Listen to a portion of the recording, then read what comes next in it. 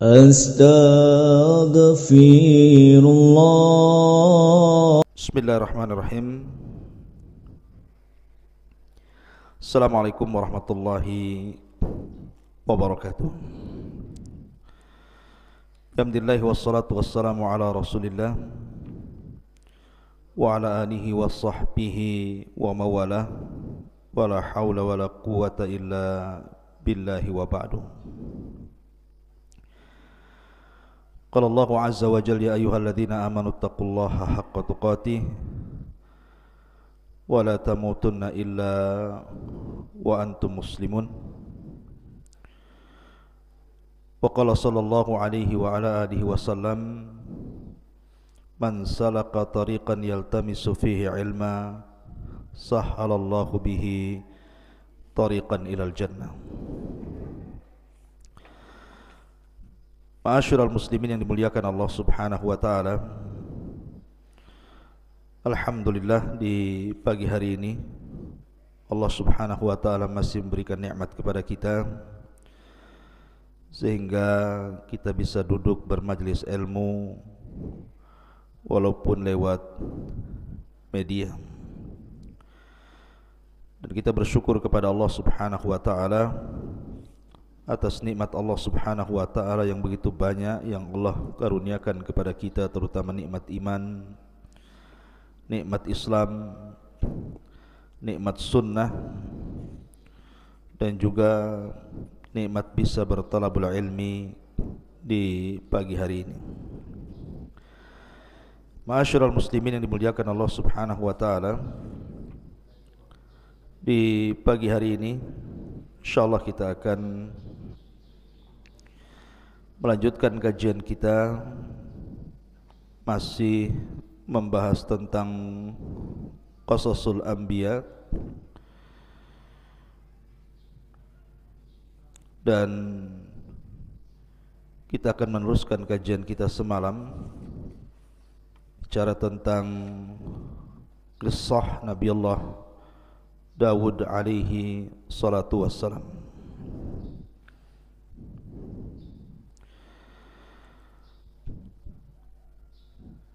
Ma'asyiral muslimin yang dimuliakan Allah Subhanahu wa taala, di dalam Al-Qur'anul Karim kisah Nabi Allah Dawud alaihi salatu wassalam banyak terulang-ulang, dan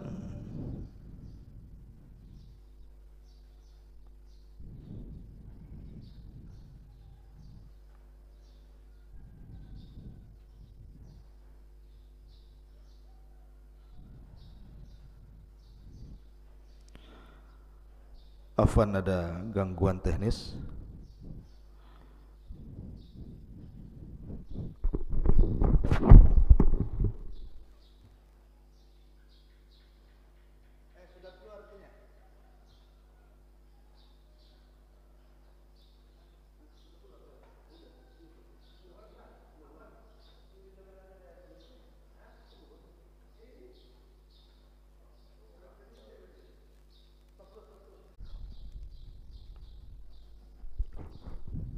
Bismillahirrahmanirrahim.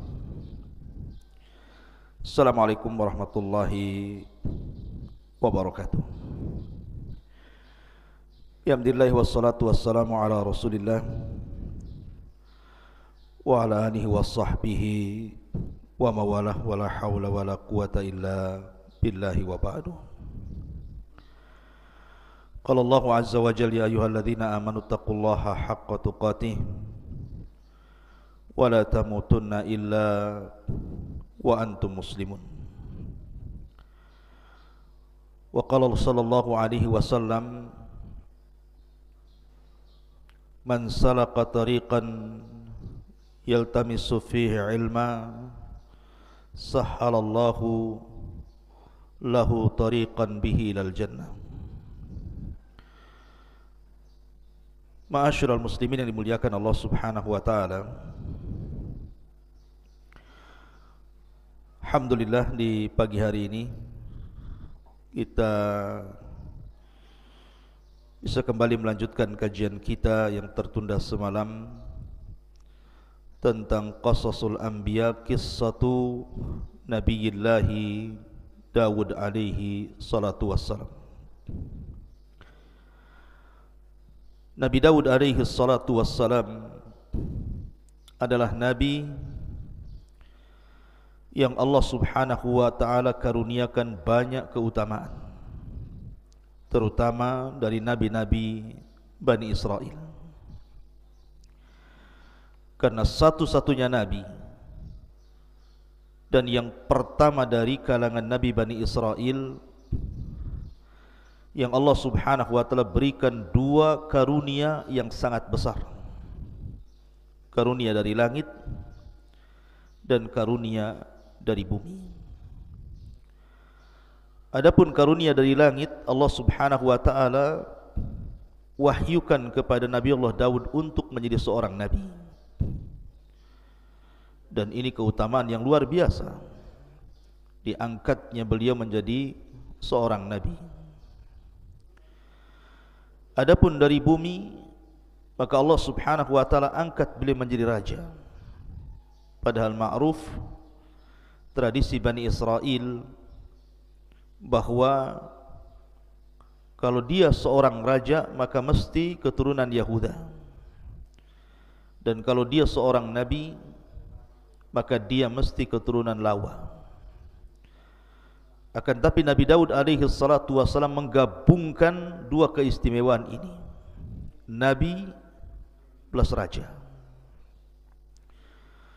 Dan sudah ma'ruf kisahnya ketika Nabi Allah Daud alaihi salatu wassalam terpilih menjadi pasukan khusus Raja Talut, dan dia orang yang paling muda kala itu, usianya masih 17 tahun.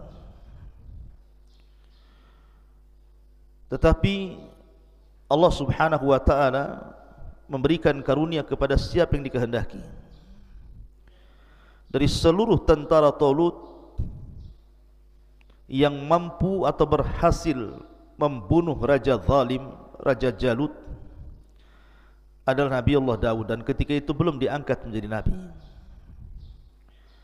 Baru setelah kemudian dia membunuh Jalut, kemudian Talut menjanjikan bahwa siapapun yang membunuh Jalut maka dia berhak menikahi salah satu putrinya dan berhak mendapatkan kekuasaan setelahnya. Karena Jalut sendiri ketika menganggap remeh kepada Nabi Allah Dawud alaihi salatu wassalam saat mubarazah, perang tanding, Jalut mengatakan, kalau engkau bisa membunuhku maka kuserahkan kerajaanku kepadamu, tapi jika aku membunuhmu maka serahkan kerajaan kalian kepadaku. Dan Daud berhasil membunuh Jalut sehingga sudah pantas dia mendapatkan kerajaan Jalut. Ma'asyiral muslimin yang dimuliakan Allah subhanahu wa ta'ala, terlebih setelah kemudian Nabi Allah Daud alaihi salatu wassalam menikah dengan salah satu putri daripada Talut, dari sini Allah subhanahu wa ta'ala firmankan, wa atainahu al-hikmah, dan Allah subhanahu wa ta'ala berikan al-hikmah, maksudnya kenabian. Maka resmilah Daud alaihi salatu wassalam diangkat oleh Allah subhanahu wa ta'ala menjadi nabi. Dan Allah subhanahu wa ta'ala turunkan kitab langit, sebagaimana Ibrahim alaihi salatu wassalam diturunkan padanya suhuf. Inna hadha lafi suhufil ula suhufi Ibrahim wa Musa. Sesungguhnya Al-Quran ini terdapat lembaran-lembaran kitab langit berupa suhuf, suhufnya Nabi terdahulu dan juga suhufnya Musa dan Ibrahim. Maka sebagaimana Nabi Allah Ibrahim diturunkan suhuf kepadanya, kemudian juga Nabi Musa alaihi salatu wassalam diturunkan Taurat, kemudian Isa bin Maryam diturunkan Injil, dan Rasul kita Muhammad sallallahu alaihi wasallam diturunkan Al-Quran, maka Nabi Allah Dawud juga diturunkan Zabur. Tentu Zabur tidak sebagaimana Taurat, Injil ataupun Al-Quran yang sangat tebal. Karena Zabur itu kinayah taranum, mungkin semacam bait-bait syair yang suka ditaranumkan, dilanggamkan oleh Daud alaihi salatu wassalam, dan Daud memiliki 70 suara. Jadi kalau dia taranum membaca Zabur, maka dia membaca dengan 70 qiraah. Setiap berpindah satu qiraah ke qiraah berikutnya, suaranya semakin indah, semakin baik. Bahkan saking indahnya suara Nabi Allah Daud alaihi salatu wassalam, burung-burung bahkan gunung-gunung ikut taranum dengan Daud alaihi salatu wassalam. Nanti akan saya kisahkan bagaimana kisah qiraah Zabur Nabi Allah Daud alaihi salatu wassalam. Baik, kita akan mulai dengan beberapa ayat Al-Quran yang bicara tentang kisah Nabi Allah Daud alaihi salatu wassalam. Allah subhanahu wa ta'ala berfirman dalam suratul Sad, ayat ke-17. A'udzu billahi minasyaitonir rajim. Isbir ala ma yaqulun. Bersabarlah engkau wahai Muhammad terhadap apa yang mereka katakan kepadamu. Kita tahu bahwa dakwah Nabi SAW itu penuh dengan tantangan dan rintangan. Mulai daripada hinaan, ejekan, cacian, makian, ancaman. Itulah tantangan dakwah Nabi SAW. Sehingga terkadang Nabi SAW sempit hatinya, dan Allah tahu. Makanya kemudian di antara faedah Al-Quran ini sepertiganya bicara tentang qasas, kisah-kisah para nabi, kisah-kisah para rasul, adalah untuk menguatkan hati Rasul, linuthabbitu bihi fuadak, agar hati Nabi SAW tenang. Apabila Nabi SAW diancam untuk dibunuh, maka sebelumnya para nabi juga diancam, bahkan dibunuh. Seperti Nabi Allah Yahya ibn Zakaria dibunuh, dipenggal kepalanya. Kemudian juga ayahnya Zakaria digergaji dalam pohon. Kemudian Isa juga diancam oleh kaumnya, kemudian diangkat ke langit karena akan mengalami pembunuhan. Maka di sini Allah Subhanahu wa taala ingin menghibur Nabi SAW dengan mengkisahkan Nabi Allah Daud kepada beliau. Allah Subhanahu wa taala mengatakan, isbir ala ma yaqulun. Bersabarlah atas apa yang mereka katakan. Wadhkur abdana Daud dzal aidi innahu awwab. Dan ingatlah akan hamba kami. Allah Subhanahu wa taala menasabkan Daud kepada hamba Allah, dan ini idhafah tasyrif namanya, idhafah pengagungan, bahwa Daud ini bukan orang biasa tapi orang mulia, karena dinasabkan dengan kata-kata abdana, diidhafahkan kepada kami Allah Subhanahu wa taala. Allah mengatakan, dan ingatlah akan hamba kami Nabi Allah Daud alaihi salatu wassalam yang mempunyai kekuatan.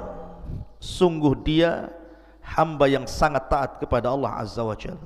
Seolah-olah Allah ingin katakan, bersabarlah wahai Muhammad sebagaimana sabarnya Nabi Allah Daud alaihi salatu wassalam. Ma'asyiral muslimin yang dimuliakan Allah Subhanahu wa taala, ketika Allah Subhanahu wa taala mengatakan wadhkur abdana Daud dzal aidi, dan ingatlah akan hamba kami Daud yang mempunyai kekuatan. Ingat, Allah Subhanahu wa taala memberikan karunia yang sangat besar kepada Nabi Allah Daud alaihi salatu wassalam berupa kekuatan. Makanya Allah Subhanahu wa taala menyebutkan dalam surah Sad ayat 20-nya, wasaddadna mulkahu, dan kami kuatkan kerajaannya. Para ulama tafsir mengatakan dal aidi innahu awwab, bahwa dia memiliki kekuatan bukan hanya kekuatan kerajaannya, karena semenjak Nabi Allah Daud diangkat oleh Allah menjadi nabi, kemudian menjadi raja sepeninggal Talut, Maka seluruh Bani Israel sangat mencintai Daud, berbeda dengan raja-raja sebelumnya.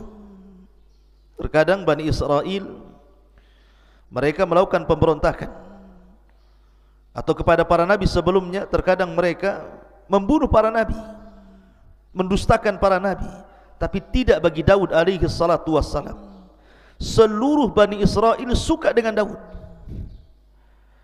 karena dia memiliki kekuatan yang Allah anugerahkan. Bukan hanya kekuatan kerajaannya, kekuatan tentara-tentaranya dan banyaknya pasukannya, tapi dia juga memiliki kekuatan ibadah. Bahkan Nabi SAW menggambarkan dalam sebuah hadis, ahabbus siyami ilallah siyami Daud, kana yasumu yawman wa yuftiru yawman, wa ahabbus salati ilallah salati Daud, salatu Daud kana yanamu nisfal laili wa yakumu thuluthahu wa yanamu sudusahu. Muttafaqun alaih. Kata Nabi SAW, sebaik-baiknya puasa, kata Nabi SAW, sebaik-baiknya puasa adalah puasa Daud alaihi salatu wassalam. Makanya ada sahabat namanya Abdullah ibn Amr ibn As, salah seorang sahabat Rasul yang suka mencatat. Makanya Abu Hurairah radhiyallahu anhu mengatakan, orang yang paling banyak hafalan hadis dari Rasul itu adalah diriku, kecuali Abdullah ibn Amr bin As. Dia lebih banyak mengumpulkan riwayat dari Rasul karena dia mencatat. Lah Abdullah ibn Amr ibn As ini suka dengan puasa. Terkadang dia puasa satu hari, kemudian tidak puasa satu hari. Terkadang dia ingin puasa seterusnya karena dia sanggup melakukannya. Kalau bisa setiap hari puasa. Tapi Nabi SAW ketika itu mengatakan, sum yauman wa aftir yauman. Walaupun engkau sanggup berpuasa tiap hari, wahai Abdullah ibn Amr, tetaplah kau harus berpuasa satu hari dan meninggalkan puasa satu hari. Wa dzalika siyamu Daud, itulah puasanya Nabi Daud. Wa huwa afdalus siyam, dan itu seutama-utama puasa. Kata Abdullah bin Amr, ya Rasulullah, inni utiku afdala min, aku bisa lebih baik daripada Daud, setiap hari puasa pun aku sanggup. Tapi Rasul mengatakan, la afdala min dzalik, tidak ada yang lebih afdal dibandingkan puasa Daud. Puasa satu hari, tinggalkan satu hari. Kemudian Nabi SAW mengatakan, wa ahabus salati ilallah salatu Daud, dan seutama-utama salat, maksudnya salat sunnah, adalah salatnya Nabi Daud. Beliau tidur di pertengahan malam, kemudian bangun di sepertiganya, kemudian tidur di seperenamnya. Jadi Nabi Daud alaihi salatu wassalam itu terkenal qawwaman sawwaman. Kalau malam hari dia salat malam, dan kalau siang hari dia berpuasa. Dan dia seorang mujahid, seorang pemberani. Allah berikan kecerdasan kepada Daud alaihi salatu wassalam. Ma'asyiral muslimin yang dimuliakan Allah Subhanahu wa taala, makanya para ulama mengatakan, di antara sebab kekuatan kekuasaan Daud itu karena tiga perkara. Pertama, fi jundihi, dari segi tentaranya sangat kuat dan banyak pasukannya dan tidak pernah terkalahkan. Yang kedua, wa quwwatihi, Allah berikan kekuatan ibadah. Bukan hanya kekuatan kerajaan, tetapi kekuatan ibadah. Dan tentu yang terakhir, nikmatun minallahi alaih, karena itu nikmat yang Allah anugerahkan kepada Daud alaihi salatu wassalam. Apa saja nikmat yang Allah anugerahkan kepada Nabi Allah Daud? Allah lanjutkan dalam surah Sad ayat 18-nya, inna sakharnal jibala ma'ahu yusabbihna bil ashi wal israq, sungguh kamilah yang menundukkan gunung-gunung itu untuk bertasbih bersama Daud pada waktu petang dan juga pada waktu pagi. Wat-tayra mahsyurah, wat-tayra mahsyuratan kullu lahu awwab. Bukan hanya gunung-gunung ditundukkan kepada Nabi Allah Daud alaihi salatu wassalam, sampai kepada kami tundukkan burung-burung dalam keadaan terkumpul masing-masing sangat taat kepada Allah Azza wa Jalla. Jadi kisahnya begini. Saya sudah ulangi dari awal tadi, Nabi Daud itu diberikan kehebatan bacaan Zabur. Kalau dia tarannum luar biasa. Dan itu diisyaratkan kepada sabda Nabi SAW ketika memuji orang-orang Asy'ariyun. Jadi ada kabilah di Yaman namanya Asy'ariyin. Kabilahnya Abi Musa al-Asy'ari. Itu dikenal dengan suara Al-Quran yang sangat merdu. Jadi apabila pasukan Asy'ariyun ini berangkat jihad bersama Rasul, safar untuk berjihad, maka apabila di malam hari, kan yang terlibat dalam perang itu bukan hanya satu kabilah, berkabilah-kabilah, salah satunya kabilah Asy'ariyun. Apabila Nabi SAW beristirahat di malam hari dan pasukan pun beristirahat, Nabi SAW tahu di mana letak kabilah Asy'ariyun beristirahat, walaupun banyak kabilah. Sampai-sampai dia mengatakan, Innila a'lamu maudi al-Asy'ariyina indal jais. Aku tahu di mana letaknya kabilah Asy'ariyun di tengah-tengah pasukan. Kenapa? Karena kebiasaan mereka suka solat malam dan tarannum Al-Quran, dan suaranya indah. Makanya suatu malam Nabi SAW suatu ketika berjalan-jalan ke ganggang rumah-rumah kota Madinah, melihat-lihat kondisi sahabatnya. Rupanya Nabi terhenti dengan sebuah rumah, karena di zaman itu sudah terbiasa dari rumah-rumah kaum muslimin itu keluar suara tawan, maksudnya suara bacaan Al-Quran seperti suara tawan. Manusia disibukkan dengan bacaan Al-Quran. Jadi Rasul kalau lewat di rumah ini keluar suara Al-Quran, di rumah itu keluar suara Al-Quran. Dan itulah kehebatan para sahabat, menghidupkan malam mereka dengan Al-Quran. Berbeda dengan di zaman sekarang, yang keluar dari rumah itu bukan Al-Quran, justru sesuatu yang melalaikan dari Al-Quran, suara musik, bahkan suara-suara candaan, suara-suara tertawa yang tidak ada gunanya. Bahkan hal-hal yang diharamkan pun keluar dari rumah-rumah kaum muslimin. Tapi di zaman itu tidak ada suara yang keluar dari rumah kaum muslimin di malam hari kecuali bacaan Quran. Sehingga Nabi SAW terhenti di salah satu rumah. Rupanya rumah itu adalah rumahnya Abu Musa al-Asy'ari radhiyallahu an. Maka Rasul tertegun mendengar suara bacaan Abu Musa al-Asy'ari yang luar biasa, merdu. Sampai Rasul tidak sadar waktu berjalan mendekati waktu subuh. Maka Rasul baru tersadar, langsung dia pulang.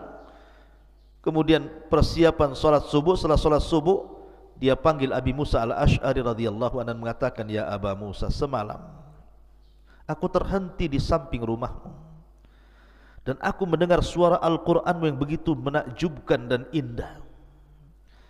Maka kata Abi Musa al-Asy'ari, Ya Rasulullah, kalau seandainya aku tahu kau berada di samping rumahku, ku indahkan lagi bacaanku. Kata Rasul, Ya Aba Musa, laqad utita mizmar min mazamiri ali Daud.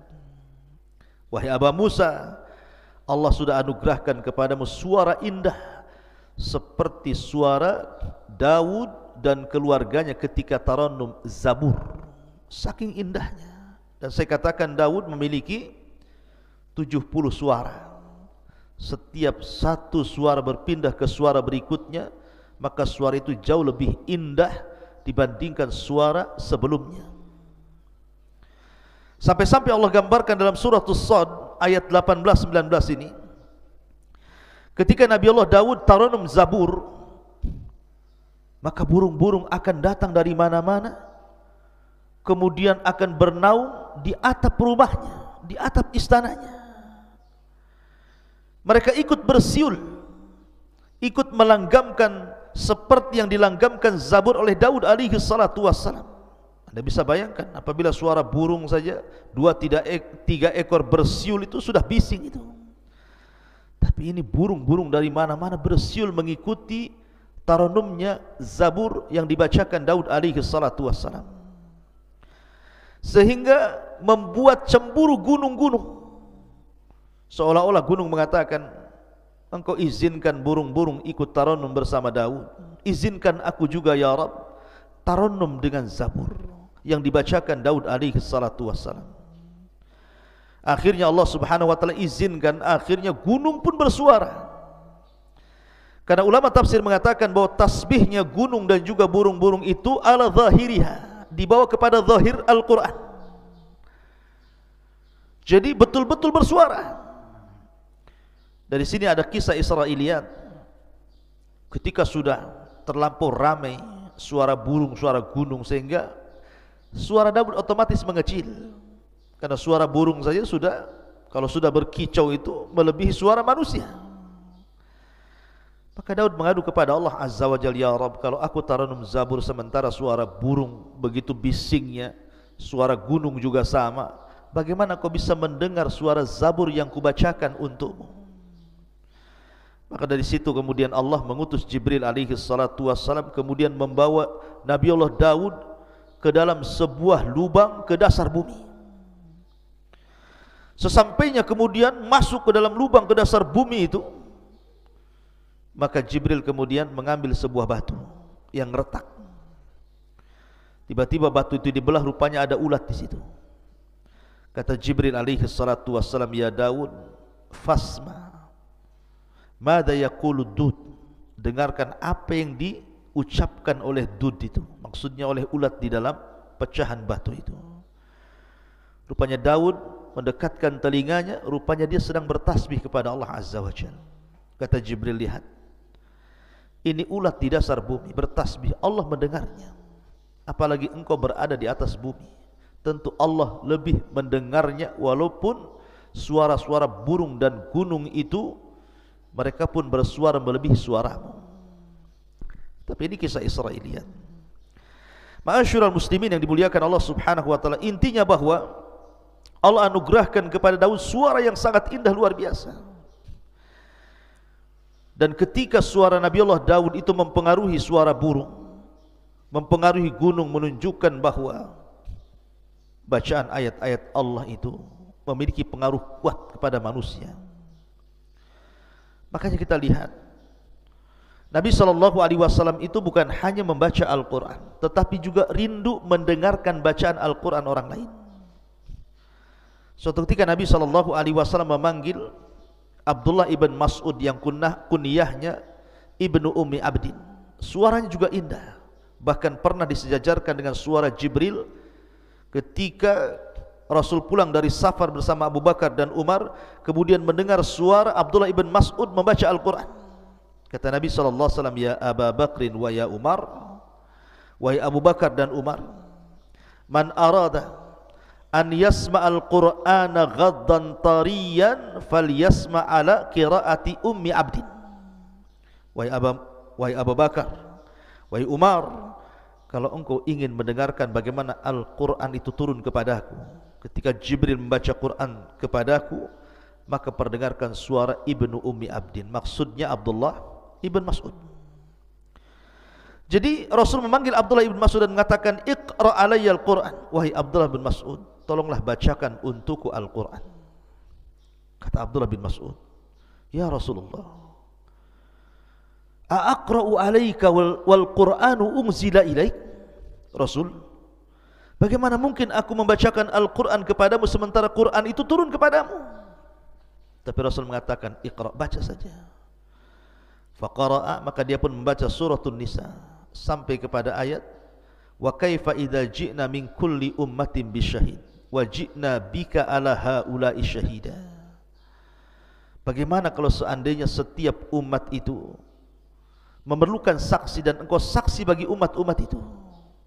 Sampai kepada ayat ini Rasul mengatakan, hasbuka hasbuka, cukup cukup. Rupanya Abdullah ibn Mas'ud melihat Rasul menangis, merenungkan ayat yang dibaca Abdullah ibn Mas'ud radhiyallahu anhu. Jadi Al-Quran itu mempengaruhi sampai kepada Nabi SAW. Makanya kita lihat ada seorang ulama namanya Fudail ibn Iyad, seorang perompak padang pasir. Ketika dia hendak merampok salah satu rumah orang kaya milik seorang wanita tajir, ada yang mengatakan hendak melihat wanita yang disukainya, seorang jariyah, naik ke atas rumah. Tiba-tiba sahibul bait, pemilik rumah itu sedang qiyamul lail. kemudian membacakan Al-Quran sampai kepada ayat alam ya'ni lilladzina amanu an tash'a qulubuhum bi dzikrillah wa ma nazala minal haq. Tidakkah sampai usia maksudnya 40 tahun untuk menyadarkan dia kembali berzikir kepada Allah dan begitu seterusnya. Tiba-tiba Fudail bin Iyad hampir jatuh dari atap rumah itu. Dia mikirkan ayat itu. Sampai akhirnya dia pun bertobat dari rampoknya, kemudian belajar sehingga menjadi alim min ulama'i dunia. Jadi ulama dunia, terkenal zuhud waraknya. Intinya bahwa faedah yang sangat besar dari kisah Nabi Daud alaihi salatu wassalam, dia mampu membaca Zabur dan Allah anugerahkan suara yang sangat indah. Maka bagi anda yang Allah anugerahkan suara indah, gunakan untuk membaca Al-Quran. Buat apa anda gunakan untuk menyanyi? Tidak ada faedahnya dunia akhirat. Wa minan nasi man yashtari lahwal hadits liyudhilluka an sabilillah. Karena ada sebagian manusia itu yang akan memperjualbelikan lahwal hadits, ucapan-ucapan yang tidak ada gunanya untuk menyesatkan jalan Allah. Maka gunakan suara emas, suara indah anda untuk membaca Al-Quran. Rasul mengatakan man lam yataghanna bil Quran falaysa minni. Siapa yang tidak melenggamkan Al-Quran dengan suara indah, maka bukan termasuk umatku. Quran itu indah dan akan semakin indah bila dibacakan orang yang memiliki suara indah. Ma'asyiral muslimin yang dimuliakan Allah Azza wa Jalla. Kemudian Allah mengatakan dalam surah As-Sad ayat 20-nya, wa shaddadna mulkahu wa atainahul hikmata wa faslal khitab. Dan kami kuatkan kerajaannya. Sekali lagi, Daud ini diberikan anugerah kekuatan kerajaan karena semua Bani Israel mendukungnya. Tidak ada satupun yang memberontaknya. Selama 40 tahun Nabi Allah Daud berkuasa, kehidupan Bani Israel sungguh di atas kejayaan. Memiliki raja plus juga nabi, dan memiliki tentara yang sangat kuat dan kekuatan ibadah yang luar biasa. Makanya Allah mengatakan dan kami kuatkan kerajaannya, wa atainahul hikmah, dan kami berikan hikmah kenabian kepadanya, wa faslal khitab, dan kebijaksanaan dalam memutuskan perkara. Jadi Nabi Allah Daud itu subhanallah, dia diberikan kepahaman yang luar biasa. Setiap kasus yang ditanganinya, maka Allah berikan jalan keluarnya. Jadi kalau ada orang bertengkar, berselisih, meminta didamaikan, meminta fatwa, maka Nabi Allah Daud alaihi salatu wassalam pakarnya menyelesaikan seluruh problematika umatnya, tentu atas karunia dan izin dari Allah yang Allah berikan kecerdasan, kepahaman kepada Daud sehingga mampu menyelesaikan setiap kasus per kasus yang terjadi kepada umatnya. Nanti kita akan jelaskan karena Nabi Allah Daud itu membagi hari menjadi 3. Satu hari dia gunakan untuk memutuskan perkara. Setiap umatnya yang datang berkasus, maka dia harus memutuskan perkara itu, dan selalu ada jalan keluarnya. Yang kedua, satu hari dia mengunjungi rakyatnya, bertanya soal kebutuhan mereka, apa yang kurang, apa yang dikehendaki umatnya, sehingga Daud tahu kebutuhannya. Kemudian yang ketiga, satu hari beliau gunakan untuk ibadah. Tidak boleh ada siapapun yang mengganggunya sampai kepada keluarganya. Dia punya ruangan khusus, beribadah saja satu hari itu. Dan itulah Daud alaihi salatu wassalam membagi hari-harinya, dan itu sudah menjadi sebuah kebiasaan dan adat yang diketahui Bani Israel. Jadi kalau mereka ada kasus, mereka nunggu kepada hari ketika Nabi Daud menjadi hakim dulu, tidak lantas setiap hari datang. Ma'asyiral muslimin yang dimuliakan Allah Subhanahu wa taala. Kemudian Allah Subhanahu wa taala juga berfirman dalam ayat yang lain, wa laqad ataina Dawuda minna fadla ya jibalu awwibi ma'ahu wat-tayra wa alanna lahul hadid ani'mal sabighati wa qaddir fi syardi wa'malu salihan inni bima ta'maluna basir. Dan sungguh kami telah berikan kepada Daud karunia yang sangat besar dari kami. Kemudian Allah mengatakan, wahai gunung-gunung, wahai burung-burung, bertasbihlah berulang-ulang bersama Daud, dan kami telah melunakkan besi untuknya. Buatlah baju besi yang besar-besar dan ukurlah anyamannya, dan kerjakanlah kebaikan, sungguh aku maha melihat apa yang kamu kerjakan. Jadi selain Daud alaihi salatu wassalam mampu tarannum dengan 70 qiraah, sehingga gunung dan juga burung-burung ditundukkan kepada Nabi Daud alaihi salatu wassalam, Daud juga walaupun dia seorang nabi, seorang raja, bukan berarti kemudian dia mengandalkan keutamaan yang Allah anugerahkan kepadanya untuk mencari rezeki, tidak. Tapi dia bekerja sendiri. Dia tidak mengandalkan gaji, mungkin bahasa kitanya. Tidak semena-mena karena dia seorang raja, memiliki istana, memiliki dayang, memiliki pasukan. Tidak. Daud bekerja sendiri dengan keringatnya. Salah satu pekerjaan yang masyhur, dan ini salah satu mukjizat yang Allah anugerahkan kepada Daud juga, dia mampu membuat baju besi tanpa ada pembakaran api. Jadi kalau seandainya saya analogikan seperti Anda membuat kue, mengadon roti, cukup dengan tangan, dikuel-kuel mungkin bahasa kitanya ya. Dirakit sendirian dengan tangannya, seolah-olah sudah ada panas di dalam tangannya itu, sehingga dia membuat baju besi itu tinggal membelok-belokkan saja. Dan dia adalah orang yang pertama kali membuat baju besi perang. Makanya wajar kalau tentaranya kuat, karena di zaman itu tidak dikenal tentang baju besi.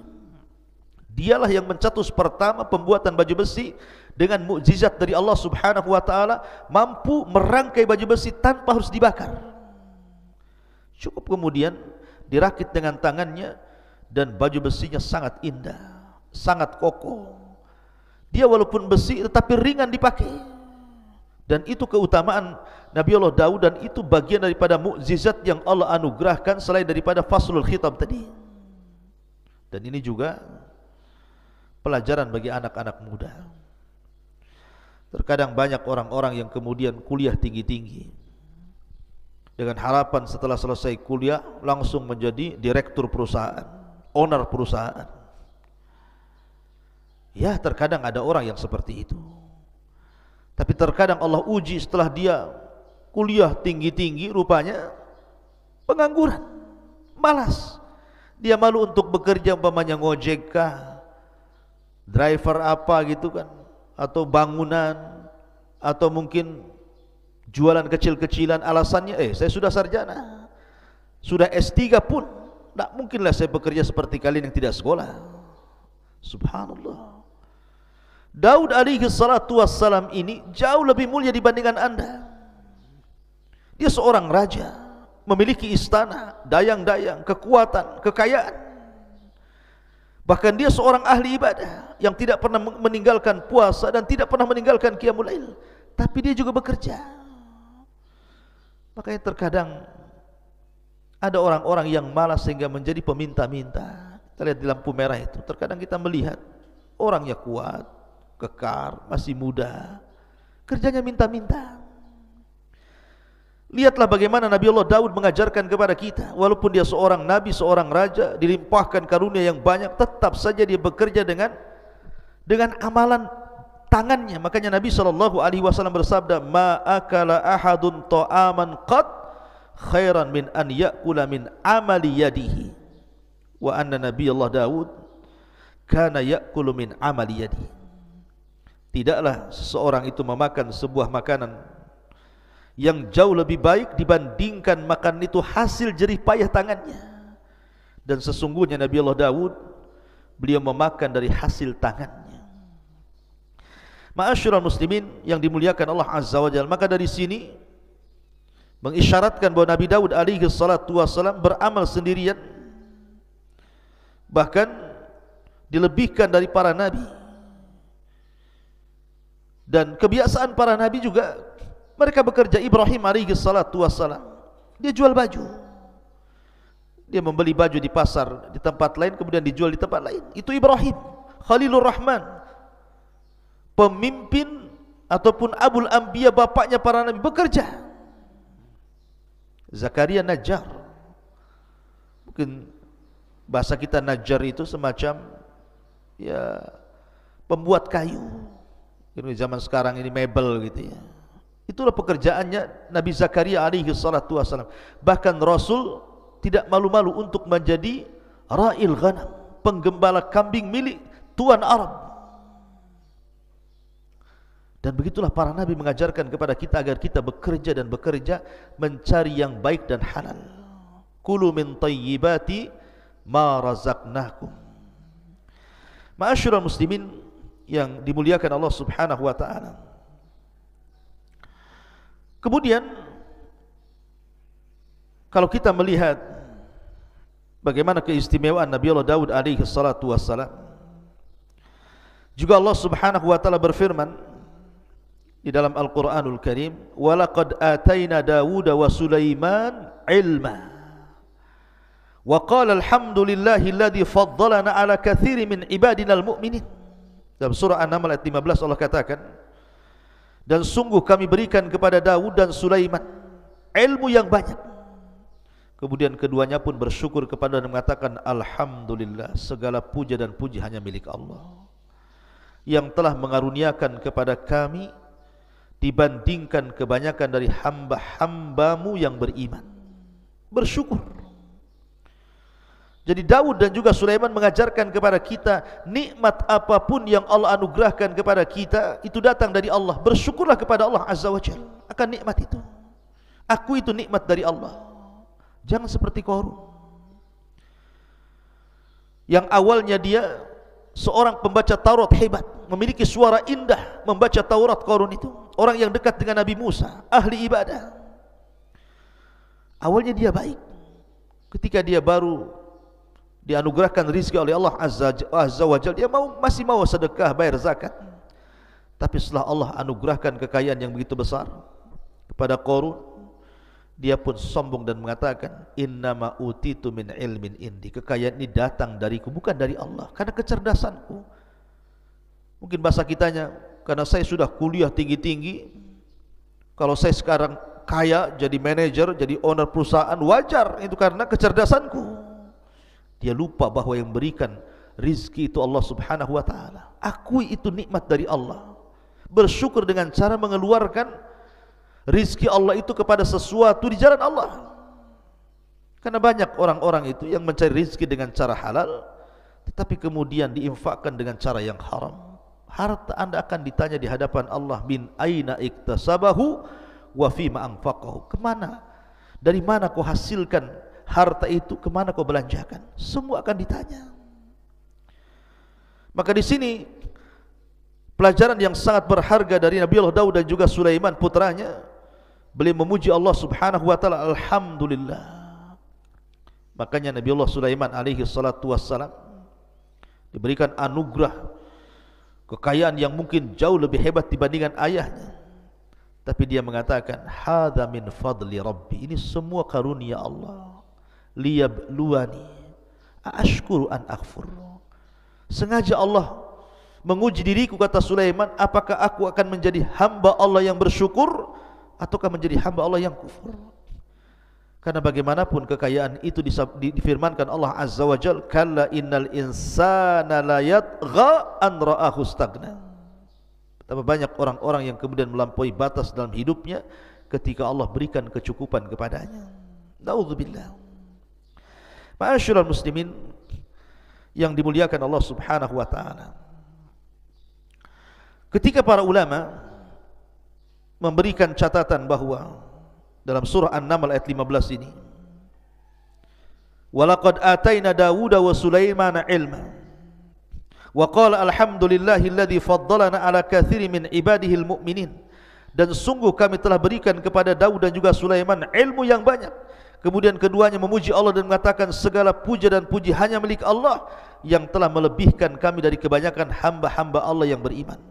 Allah berikan nikmat yang luar biasa kepada dua nabi ini. Salah satunya Nabi Allah Daud alaihi salatu wassalam.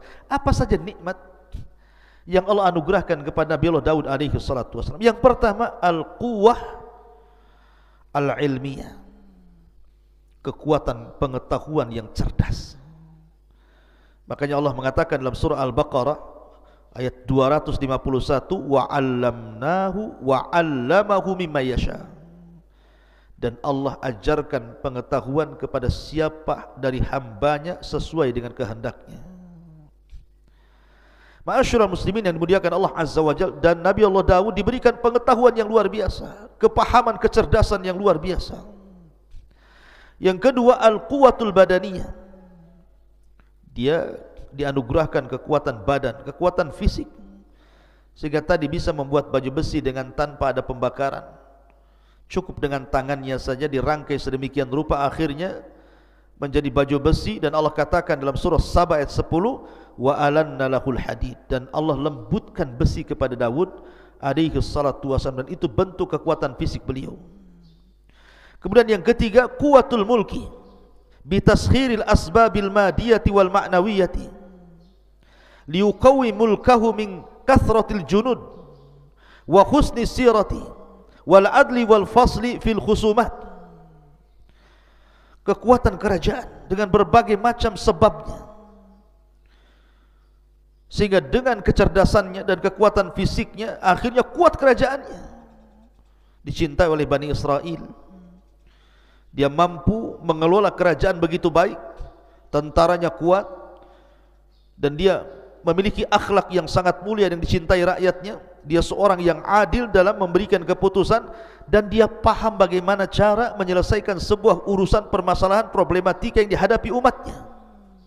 Makanya Allah mengatakan wasyadadna mulkahu dalam surah Sad yang saya tadi bacakan ayat 20, dan kami kuatkan kerajaannya. Kemudian yang keempat, al-isabatu fil qawli wal fahmi fil qadha. Tepat sasaran apabila memutuskan sebuah perkara. Kalau ada orang konflik bermasalah datang kepada Nabi Daud, langsung bisa diselesaikan urusannya, seketika langsung selesai urusannya. Makanya Allah mengatakan wa atainahul hikmata wa faslal khitab. Faslal khitab, paham dengan urusan orang.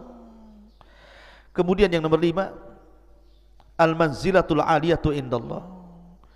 Dan ini yang paling luar biasa, Daud memiliki keistimewaan yang tinggi di sisi Allah Subhanahu wa taala, sehingga Allah mengatakan dalam surah Sad ayat 25, faghfarna lahu dzalik wa inna lahu indana la zulfa wa husnal ma'ab. Dan kami ampuni dosa-dosanya, dan sungguhnya Daud di sisi kami, kata Allah, sungguh hamba Allah yang mendekatkan diri kepadaku, dan dia akan mendapatkan kebaikan tempat kembali kelak. Kemudian yang nomor 6, al barakatu fil waqti wa taysirul qiraati alaihi. Barakah dalam waktu, karena Daud itu tidak pernah menyanyiakan waktunya walaupun 1 detik. Bagaimana tidak di malam hari dia tahajud. Kanu minal laili ma yahjaun.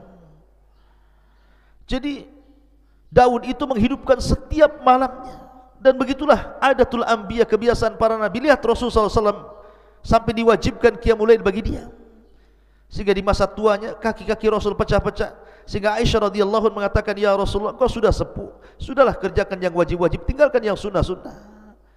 Tapi Rasul mengatakan, ya Aisyah, afala akuna abdan syakur, salahkah saya menjadi hamba Allah yang bersyukur? Maka salat melahirkan syukur. Daud tidak pernah menyanyiakan di waktu malam, dan tidak menyanyiakan di waktu siang. Dia berpuasa dan berjihad. Subhanallah, barakah waktunya, dan Allah mudahkan bacaan Zabur kepadanya, sehingga Allah Subhanahu wa taala anugerahkan suara yang sangat indah dan mempengaruhi makhluk-makhluk di sekitarnya. Kemudian nomor 7, husnus saut, indahnya suara. Saya katakan Daud memiliki 70 qiraah. Satu qiraah lebih indah daripada qiraah berikutnya, dan itu keistimewaan. Makanya saya katakan, anda yang memiliki suara emas, suara indah, gunakan untuk baca Quran. Bukankah Rasul yang mengatakan, man qara harfa min kitabillah falahul hasanatu wal hasanatu bi asyri amthaliha, la aqulu alif lam mim harfun walakin alifun harfun wa lamun harfun wa mimun harfun, kata Rasul.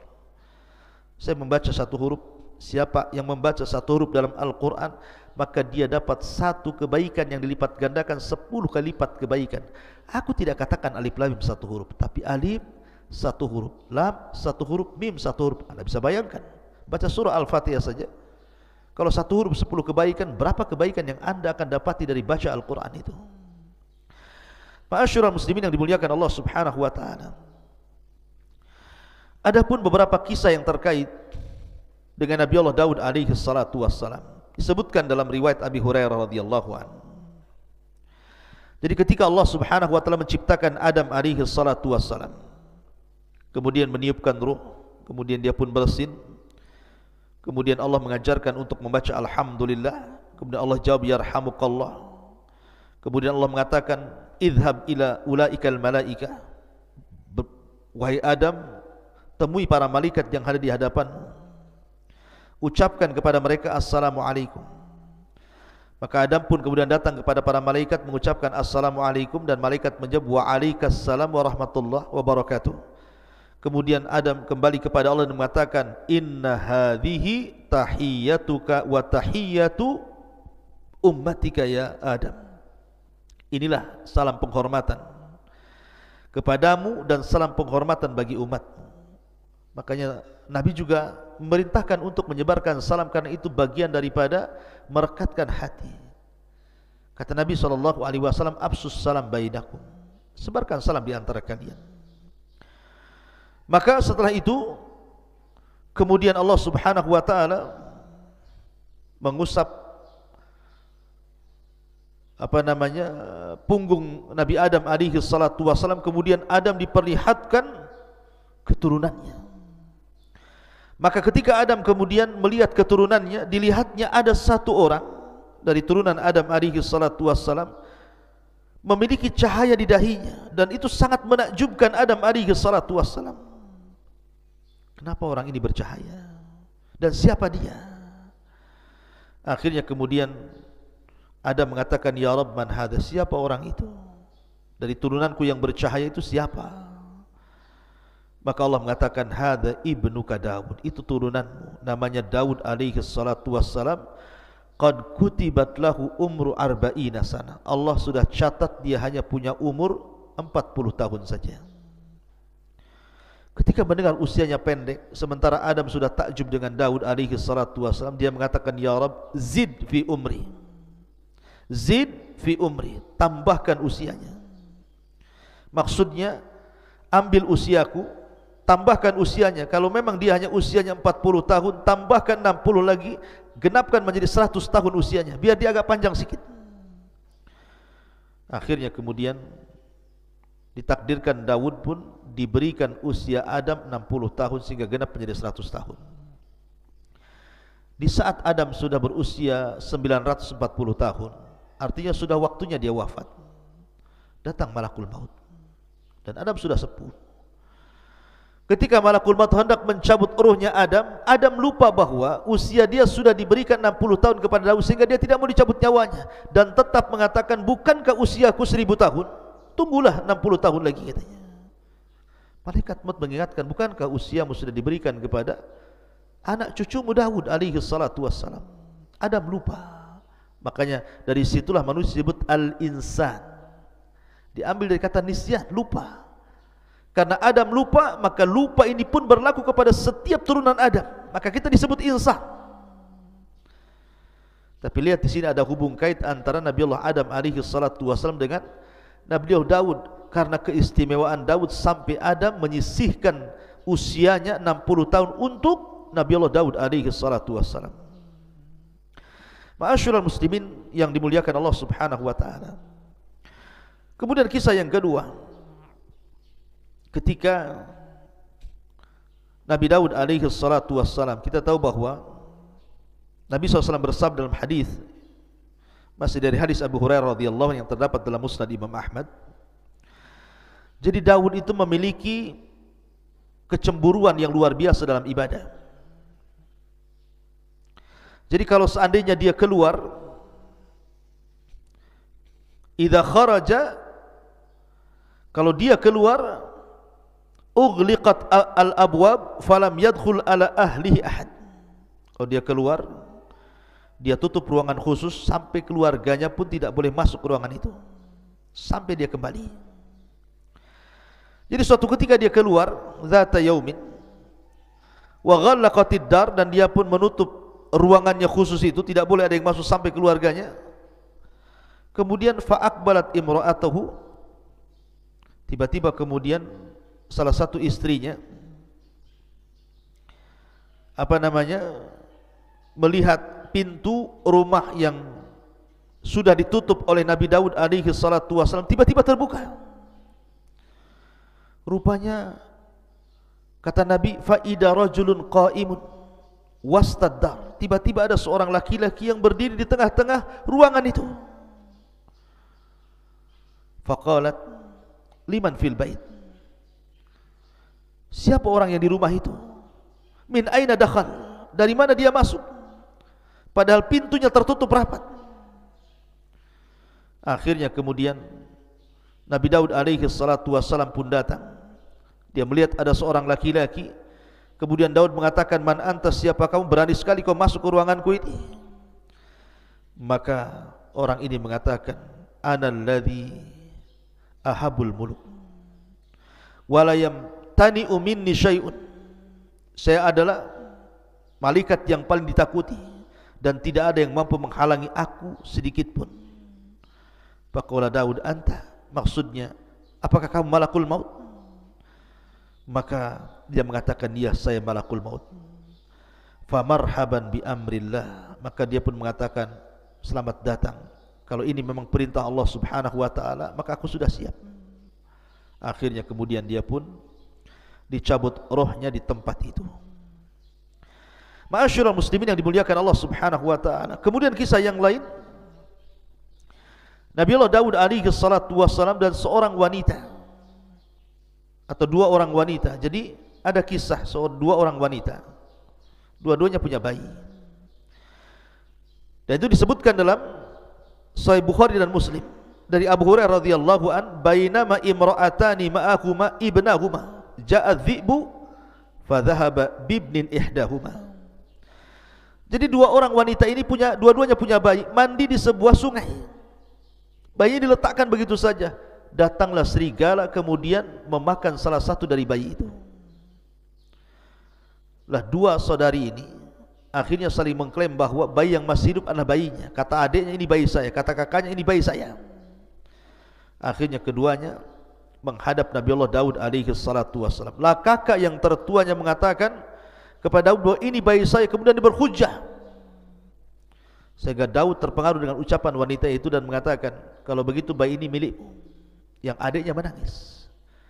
Sampai datang anaknya Nabi Allah Sulaiman mengatakan, wahai ayahku, izinkan aku untuk memutuskan perkara ini. Kata ayah, silakan. Maka Nabi Allah Sulaiman mengatakan, kembalikan bayimu itu. Bagaimana kalau saya potong jadi dua bayimu, dari pusar ke bawah ambil, dari pusar ke atas kau ambil. Rupanya sang adik mengatakan, ya Nabi Allah Sulaiman, kalau engkau harus melakukan seperti itu, tidak usah, aku ikhlas. Aku berikan bayi ini kepada kakakku, katanya. Kata Nabi Allah Sulaiman, sungguh bayi itu milikmu. Kenapa? Nabi Allah Sulaiman melihat bahwa ada hubung kait antara wanita dengan bayi ini. Ada perasaan yang sangat lembut, insting yang sangat kuat, memang itu anaknya. Makanya dua nabi ini luar biasa, diberikan kecerdasan luar biasa. Kemudian juga kisah yang berikutnya juga disebutkan dalam surah Sad. Saya ulangi dari awal. Ya, Nabi Daud alaihi salatu wassalam ini diberikan oleh Allah Subhanahu wa taala kecerdasan yang luar biasa, dan dia membagi waktunya menjadi tiga waktu. Jadi satu hari untuk memutuskan perkara, satu hari untuk melihat-lihat rakyatnya, dan satu hari untuk beribadah. Dihabiskan satu hari itu untuk beribadah kepada Allah Azza wa Jalla. Jadi suatu hari disebutkan di dalam Al-Quran surah Sad ini, wa hal ataka naba'ul khasmi id tasawwarul mihrab, dan apakah telah sampai kepadamu berita orang-orang yang berselisih ketika mereka memanjat dindingnya mihrab. Jadi Daud itu punya ruangan khusus, dindingnya tinggi, enggak ada orang yang bisa memanjat di situ. Tapi suatu malam yang harusnya Nabi Daud itu hari itu dia gunakan untuk ibadah, kan ada hari lain untuk memutuskan perkara, tiba-tiba ada dua orang yang memanjat ke dalam pagarnya. Manusiawi, Daud takut, ini siapa kok bisa manjat pagar? Ya. Kemudian Allah mengatakan, iddakhalu ala Daud fafazi'a minhum. Ketika mereka masuk menemui Daud, Daud pun takut dan terkejut karena kedatangan mereka. Qalu, maka dua orang yang berselisih ini mengatakan kepada Daud, la takhaf, jangan takut. Khasmani baga ba'duna ala ba'din fahkum bainana bil haqq wala tushtid wahdina ila sawa'is sirat. Jangan takut, kami dua orang yang sedang berselisih, sebagian kami menzalimi sebagian yang lainnya, maka berilah keputusan kepada kami secara adil dan janganlah menyimpang dari kebenaran, serta tunjuki kami jalan yang lurus kepada Allah Subhanahu wa ta'ala. Daud terperanjat.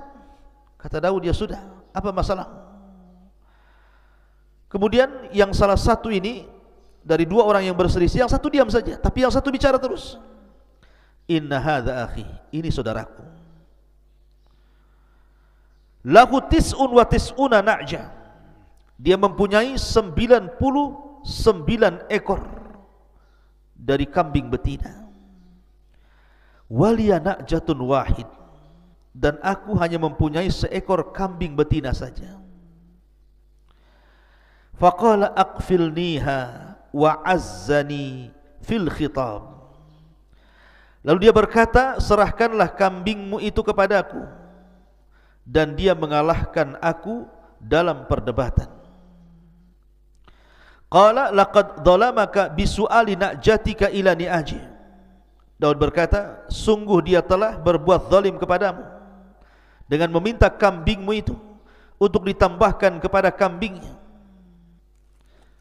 Jadi dua orang ini, yang satu punya kambing 99 ekor, yang satu memiliki satu kambing. Yang 99 ekor ini bersiasat supaya satu kambing ini diserahkan kepadanya sehingga genap menjadi 100. Jadi yang satu kambing, yang pemilik kambing ini meminta agar Nabi Daud menyelesaikan masalahnya. Ini orang ini mendolim sama saya, masa saya punya satu kambing mau diambil? Maka Allah Subhanahu wa ta'ala kemudian mengatakan, wa inna kathiran minal khulata la yabghi ba'duhum ala ba'din illa alladhina amanu wa amilus salihat wa qalilum mahum wa dhanna Daud annama fatannahu fastaghfara rabbahu wa kharra raki'an wa anam. Kalau Allah Subhanahu wa ta'ala mengatakan, dan sungguh memang banyak di antara orang-orang yang bersekutu itu benar-benar berbuat zalim sebagian mereka kepada sebagian yang lainnya. Masalahnya di sini, Nabi Daud alaihi salatu wassalam dalam hal ini memang kurang bijak. Karena Nabi Allah Daud alaihi salatu wassalam hanya mendengarkan satu pihak dan tidak mendengarkan pihak lain. Dia hanya mendengarkan dari pihak orang yang satu kambing itu, yang mempunyai satu kambing, dan tidak mendengarkan pihak yang kedua yang memiliki 99 kambing. Masalahnya apa sehingga dia mau mengambil satu kambing itu? Harusnya kan dua-duanya. Oke, masalahnya apa? Karena kalau orang berserikat itu kebanyakan mereka pasti ada masalah. Karena Allah yang mengatakan kalau orang sudah berserikat dalam usaha, kebanyakan itu satu dengan yang lain pasti saling menzalimi. Sedikit sekali orang yang berserikat itu berakhir dengan kebaikan, rata-rata berakhir dengan keburukan. Satunya menzalimi, satunya mendustai, satunya mengambil hasilnya, satunya begitu seterusnya. Ada yang mengatakan asbab nuzul ayat ini, dan ini sekali lagi kisah Bani Israel. Dan kaedah ketika kita mendengar kisah Bani Israel, kalau memang kisah itu sesuai dengan Al-Quran dan Sunnah kita terima. Tapi kalau kisah itu tidak sesuai dengan Al-Quran dan Sunnah, maka kita tolak. Maka kenapa kita tidak boleh membenarkan secara mutlak, tidak boleh mendustakan secara mutlak? Walaupun Rasul mengatakan hadithu am Bani Israel wala haraj, kisahkan tentang Bani Israel dan tidak mengapa. Jadi Nabi Daud suatu ketika keluar rumah, rupanya melihat ada seorang wanita yang sedang mandi, nampak auratnya. Tiba-tiba Nabi Daud tertarik dengan wanita itu. Akhirnya dia bersiasat. Karena setelah ditelisik, rupanya wanita itu bukan seorang gadis, tapi seorang wanita yang sudah bersuami. Dan nama suaminya Uria. Jadi akhirnya Nabi Daud bersiasat ingin mengambil wanita itu, masalahnya dia bersuami. Maka ketika Daud mempersiapkan pasukan perang, maka dia panggil Uria, suami daripada wanita itu, untuk terlibat dalam perang, kemudian diletakkan di tengah-tengah pasukan supaya dia mudah terbunuh. Akhirnya berangkatlah pasukan itu, dan suami daripada wanita ini, Uria, dilibatkan di tengah-tengah pasukan, bahkan paling depan. Akhirnya terbunuhlah wanita itu, terbunuhlah suami dari wanita itu. Maka Daud pun mengambil janda daripada mujahid itu. Sekali lagi, ini kisah dusta. Tidak mungkin seorang nabi melakukan seperti itu. Seolah-olah di sini Allah Subhanahu wa taala mengatakan, wa dhanna Daud annama fatannahu fastaghfara rabbahu wa kharra raqian wa anab. Daud menduga bahwa kami mengujinya, maka dia pun mohon ampun kepada Allah, lalu menyungkur sujud dan bertobat. Jadi seolah-olah orang ini ketika mengatakan, saya punya satu kambing, yang ini 99 kambing. Seolah-olah kau ni Daud punya istri 99, karena istrinya Daud itu banyak, 99 istri. Tiba-tiba engkau ingin menambah satu istri dengan cara zalim seperti itu, melibatkan suaminya dalam perang supaya mati. Sama dengan kisah ini. Orang ini memiliki 99 kambing, kemudian saudara yang memiliki satu kambing, kemudian yang 99 yang punya kambing ini hendak mendolimi saudaranya dan mengambil satu kambing biar dimasukkan menjadi 100. Maka Daud pun sadar, jangan-jangan ini peringatan bagi dia. Makanya dia langsung minta ampun kepada Allah, langsung sujud dan kembali kepada Allah Azza wa Jalla. Sekali lagi, kisah ini kisah dusta. Maka kita hanya melihat dohir kisah Al-Quran, tidak ada hubung kait dengan wanita tadi ataupun dengan Uria yang dilibatkan dalam perang. Itu kita, Islam tidak mengenal kisah itu. Dan dari sini Allah mengatakan, faghfarna lahu dzalik wa inna lahu indana lazulfa wa husnal ma'ab. Lalu kami mengampuni kesalahan itu, dan sungguh dia mempunyai di sisi kami kedudukan yang benar-benar dekat dan tempat kembali yang baik. Dan Allah katakan, ya Daud, inna ja'alnaka khalifatan fil ardi fahkum bainan nasi bil haq wa la tattabil hawa fayudillaka an sabilillah. Innal ladina yadilluna an sabilillah lahum adzabun syadid bima nasu yaumal hisab. Allah berfirman, wahai Daud, sesungguhnya engkau kami jadikan penguasa di bumi ini, maka berilah kepada putusan perkara di antara manusia itu dengan sangat adil, dan jangan kau ikut hawa nafsu dirimu, karena akan menyesatkan dirimu dari jalan Allah. Maka siapapun yang tersesat dari jalan Allah, mereka pantas mendapatkan adab yang berat, karena mereka melupakan hari perhitungan. Seolah-olah Allah ingin berikan pelajaran kepada Daud. Terkadang ada orang yang berselisih dan minta diselesaikan hari ini juga, takkan mungkin menunggu sampai 3 hari. Kalau memang ini urgent, harus diselesaikan, maka uruslah rakyatmu. Jangan membagi hari menjadi 3 sehingga kalau ada orang masalah nunggu hari di mana Daud alaihi salatu wasallam ada keluangan untuk memutuskan perkara. Kalau memang di hari itu engkau hari beribadah, atau di hari engkau sedang melihat rakyatmu tiba-tiba ada masalah, putuskan hari itu juga. Itu lahir Al-Quran seperti itu. Dan Nabi Allah Daud alaihi salatu wasallam seorang nabi yang dikaruniakan banyak nikmat oleh Allah Subhanahu wa taala, dan Allah anugerahkan kepadanya putra yang luar biasa, Nabi Allah Sulaiman alaihi salatu wasallam. Bagaimana kisah Nabi Daud alaihi salatu wasallam dan juga putranya Nabi Allah Sulaiman, dan bagaimana juga kisah Nabi Allah Sulaiman alaihi salatu wasallam, insyaallah kita akan bersambung lain kesempatan. Mudah-mudahan ada manfaatnya. Subhanakallahumma bihamdika asyhadu an la ilaha illa anta astaghfiruka wa atubu ilaik. Assalamualaikum warahmatullahi wabarakatuh.